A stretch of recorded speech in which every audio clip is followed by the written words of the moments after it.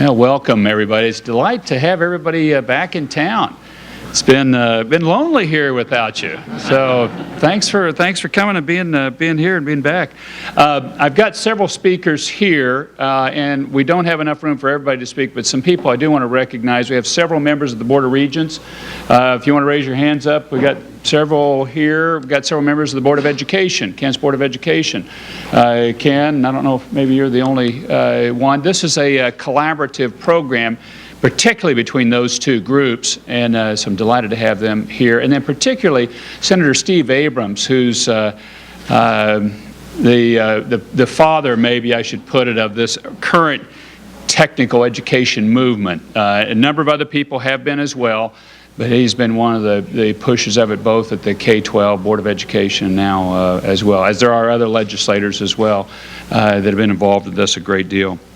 Career and technical education programs are a great way for high school students in Kansas to obtain real-world knowledge and skills that will help them immediately, whether that's to begin their career after high school or to get a job that will help them pay their way through college.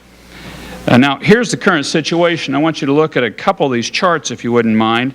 The number of high school students enrolled in technical education programs is down, nearly 20,000 in just 3 years. Bad trend line. We don't want to see that continue.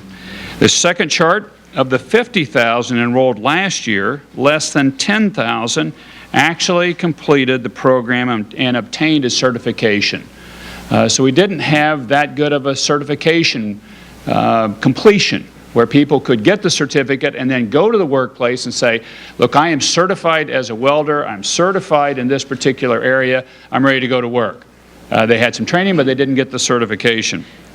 The plan we're putting forward today will provide more money, more than $20.5 million in funding to the Kansas Department of Education and the Kansas Board of Regents to do the following: tuition for high school students to do technical education work, transportation costs to help cover some of those, marketing to increase student participation, and finally, an incentive fee program for high schools who increase the number of students earning an industry-recognized credential in key occupations. And that's the third chart that I want to get up here, if we could, Shireen, of the actual industry credentialed areas that we want to put this incentive program in place.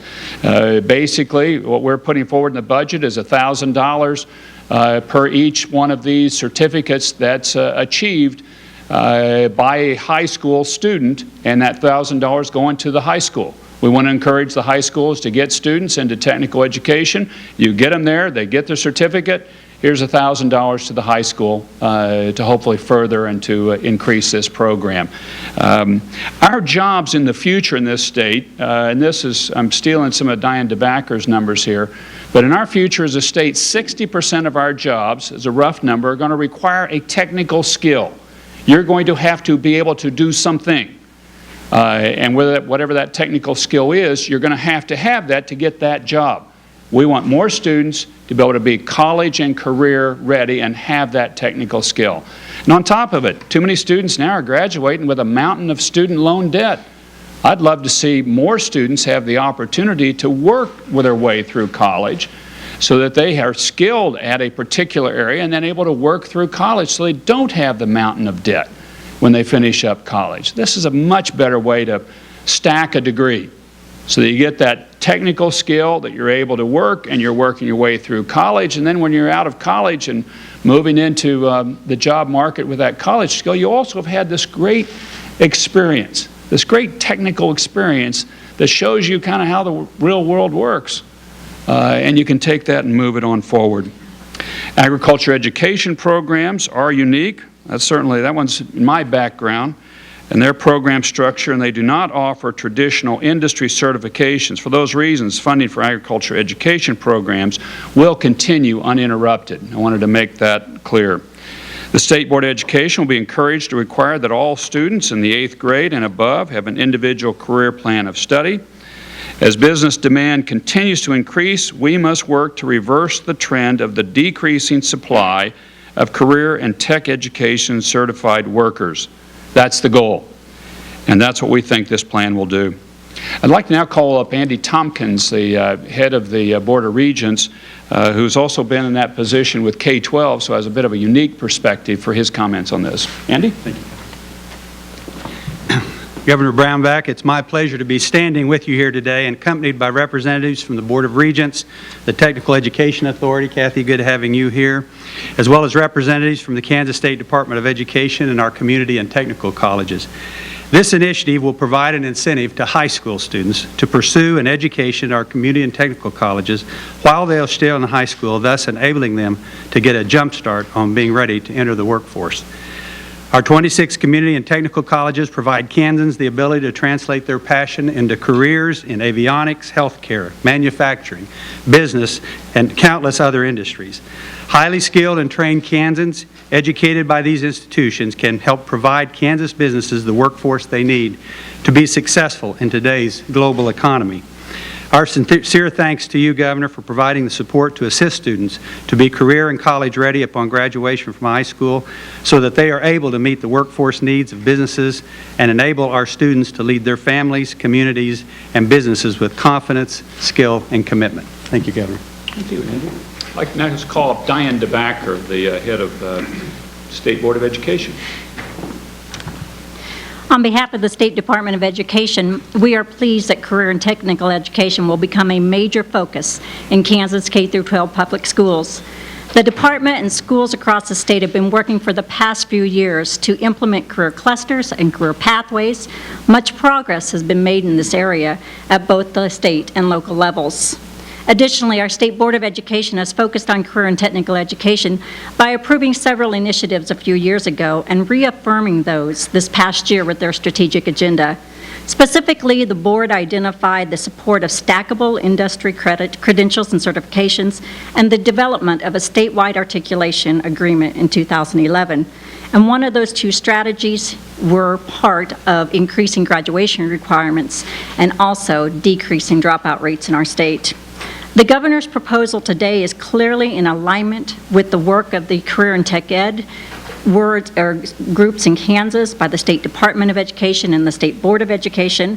We thank Governor Brownback for your vision and your support of Career and Tech Ed. Students and our economy will benefit from this plan. Thank you, Governor. Thank you, Diane. Next, I'd like to call up Kathy Howell. Kathy is the CEO of St. Luke's and so brings an industry perspective to this effort. Kathy? On behalf of the Technical Education Authority, I'm the chairman of that authority, and this is a big day for us. We have worked for many years, and there's many individuals in this room who have really helped to make this happen, so we appreciate Governor Brownback's support and understanding to see the vision that we have seen. As an employer, we understand the value of technical education.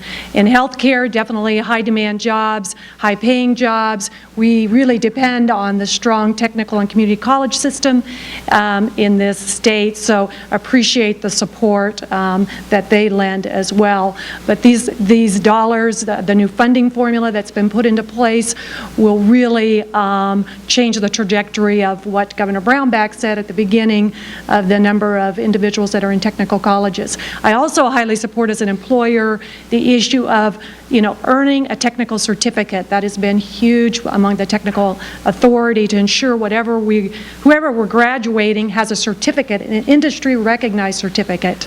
As an employer, that gets you in the door. Many employers like St. Luke's then help with tuition reimbursement to help them up a career ladder. So we need the state of Kansas to help us with these sorts of initiatives so that they can get their first jobs and maybe mid-level jobs in an organization like ours, and then we can help them as they continue on through their career. So again, on behalf of the Technical Education Authority, thank you very much. Thank you, Kathy.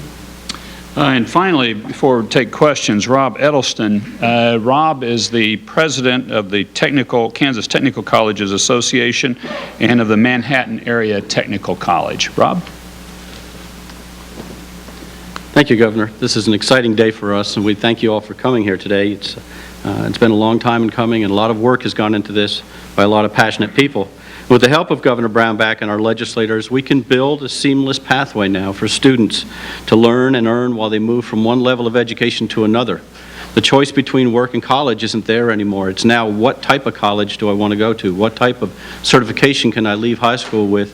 What kind of college credit can I export and take with me to whatever level of education I choose to take on? Along with the realization that technical education provides a huge return on investment for every Kansas dollar spent in this state. It's the catalyst to grow our economy, to help create the recession-proof workforce made of the people with the strong Kansas work ethic. Governor, we appreciate you recognizing that, and all of our legislators that are here and have worked very hard to bring us to this point. And congratulations, Kansas. This is a big windfall for us. Thank you.